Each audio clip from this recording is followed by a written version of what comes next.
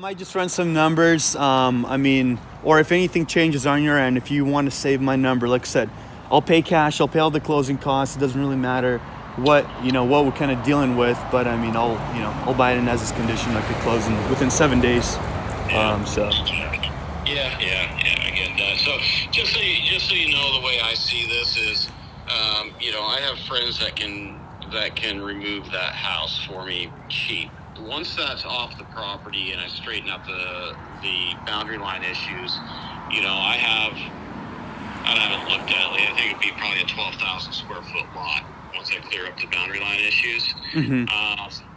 And you have small lots on the east side of town that last time I looked were going for $130,000, and you had to pay an additional $20,000 assessment on your building permit to connect to the water and sewer. Which I don't have here. So, that's the way I see what I'm sitting on is a large lot in an area where there are no other large lots, and where I'm not going to have to pay a water and sewer connection fee either.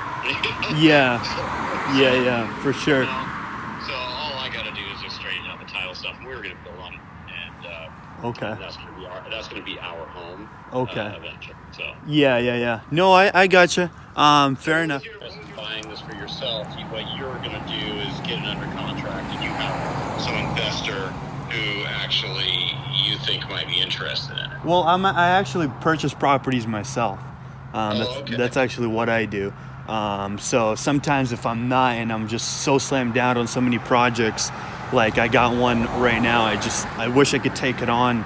I have to pass it on to one of my friends, but unfortunately, that's very, very, it happens once in a while, but for the most part, I'm actually thinking this property for myself, for me and my wife, actually.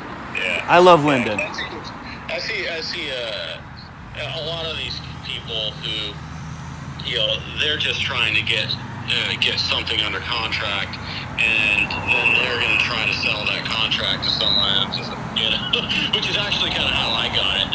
Oh, really? By what? By wholesaling or something? Yeah. The problem was this dude, he had it under contract, but his contract was expired. And so, so I just called the guy who owned it and bought it from him. Oh, gotcha. Well, you got a good price on it. Let me tell you that. Yeah. I mean, I was about to say, I'll give you on top. I'll buy it. Well, what's funny is I get these people that call me up and they're like, "Oh yeah, well I know what you paid for it. How would you like to make $50,000?" Yeah. I'm not interested in making $50,000. Yeah. Get me close to where no, for sure. Well, what do you do? I mean, are you a real estate investor or what? I mean, what's? No, I'm an attorney. Oh, okay, got it. So if I have a question about a property that I got kind of going on, what do I call you and we sort some problems out? Yeah, I don't really do real estate law for anybody other than kind of my own sort of stuff. Gotcha. Okay. I do business entities, business transactions, and tax law, like federal income tax sort of stuff. Oh. That's what I do. Okay. But, Yeah. If I have my own issues, or like my parents have, a problem with a tenant or something like that, I'll deal with that. But, yeah, for sure. Well, let me just ask you this. As far as the house goes, I mean, I understand it. It looks pretty rough. I mean, I've touched houses that were even more in much worse condition than this. I mean, it's not even worth repairing at all, right? Is that kind of what I'm getting at?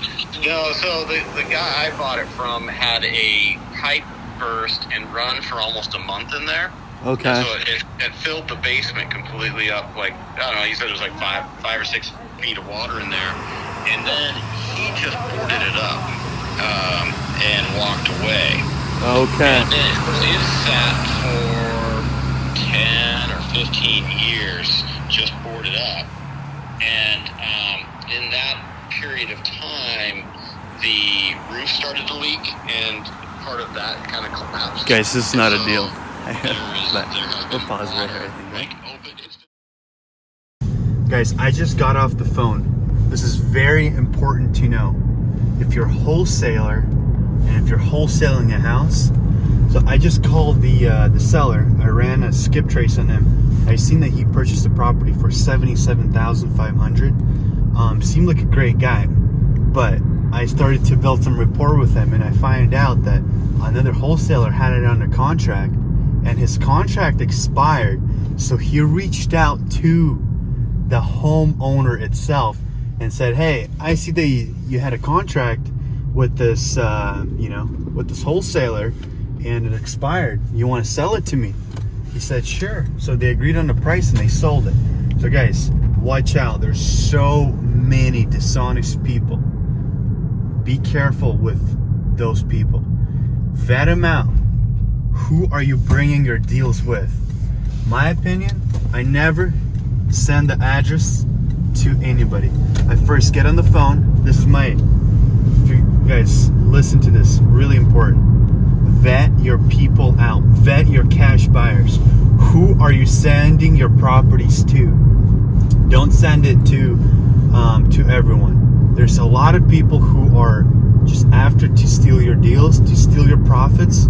Never allow anybody to do that. So this guy's an attorney, and he clearly said it, to me, that said, "Hey, contract had expired, and I just kind of took it from him."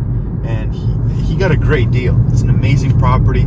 We're actually thinking of buying it for ourselves and building our home on there because we love this town. And but I'm not sure if it's going to work out anything with him. But the key point here is be careful.